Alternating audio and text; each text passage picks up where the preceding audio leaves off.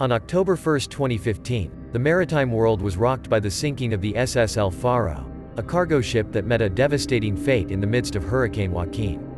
This catastrophic event resulted in the deaths of all 33 crew members on board, leaving behind a haunting reminder of the dangers sailors face and the unpredictable forces of nature.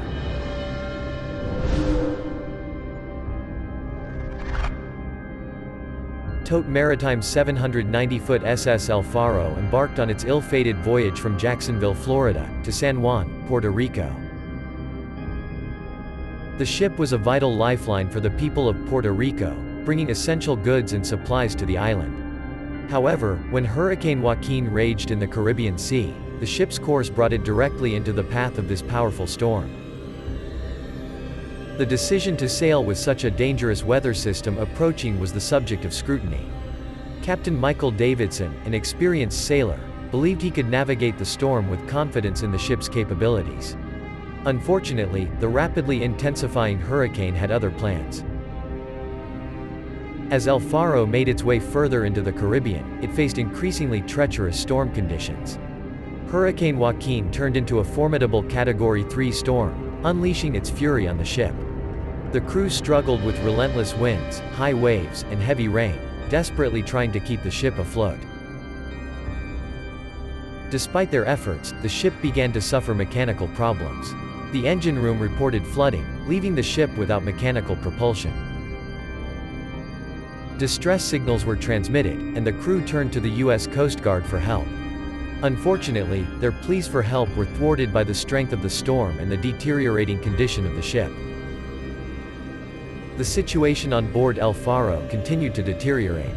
The ship began to list heavily on its side as water flooded its cargo hold. The crew faced an unthinkable reality: the ship was in imminent danger of flooding. The atmosphere on board must have been filled with fear, despair, and a deep sense of helplessness. Early on the morning of October 1, 2015, the SS El Faro fell under the relentless power of Hurricane Joaquin. The ship, overloaded with water and cargo, under the seething waves, plunged into the depths of the Atlantic Ocean. The death of the crew was a crushing blow not only for their families and loved ones but for the entire maritime community.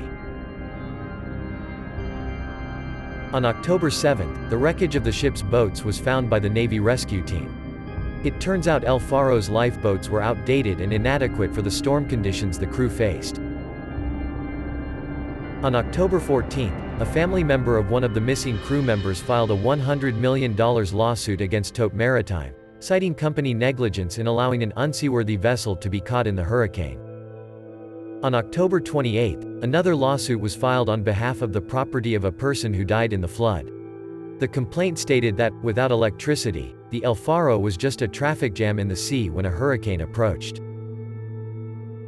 By April 19, 2016, Tote Maritime had paid off over $7 million to 18 of 33 families. On October 19, the USNS Apache sailed from Joint Expeditionary Base Little Creek Fort Story in Virginia Beach to conduct an underwater search for El Faro. The vessel was equipped with a towed radar, a side-scan sonar, and a remotely controlled vehicle. On November 16, the agency announced that it had completed the search for the wreck, which was not found. On April 18, 2016, the NTSB launched a second search using another vessel, the RV Atlantis, a Navy-owned vessel operated by sailors from the Woods Hole Oceanographic Institution. On April 26, the NTSB stated that a VDR flight data recorder had been located approximately 41 miles northeast of Acklins and Crooked Islands, Bahamas. At the time, the agency was unable to retrieve the recorder because it was too close to the ship's mast and other obstructions. On August 5, 2016, USNS Apache returned to the site and recovered the VDR flight data recorder 5 days later. 10 months after the El Faro's VDR sank, it was taken to the NTSB in Mayport, Florida, for further investigation.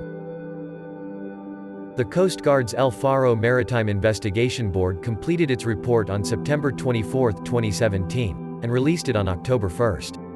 The 199-page report from the Maritime Council details the facts, analysis, and conclusions and makes recommendations on safety, administration, and enforcement.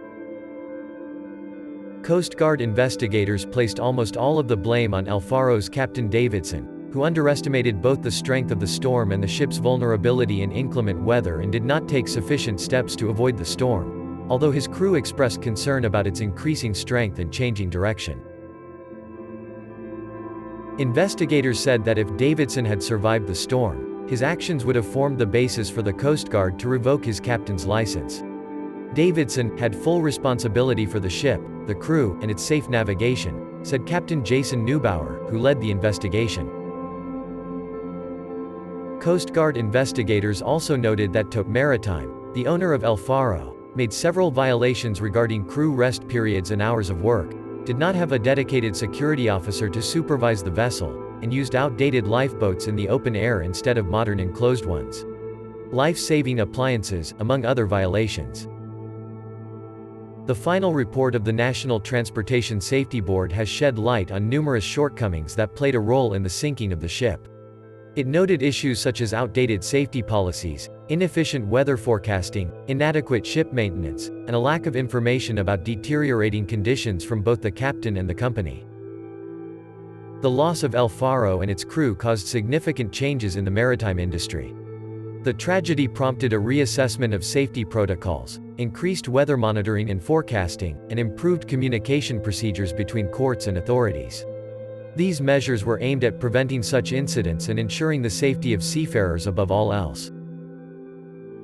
This wreck remains a reminder of the risks that those who work at sea face and the mighty power of nature. This serves as a call for constant re-evaluation and strengthening of security measures, ensuring that ships and their crews are adequately prepared for the unpredictable challenges that may arise on their journeys across the world's oceans.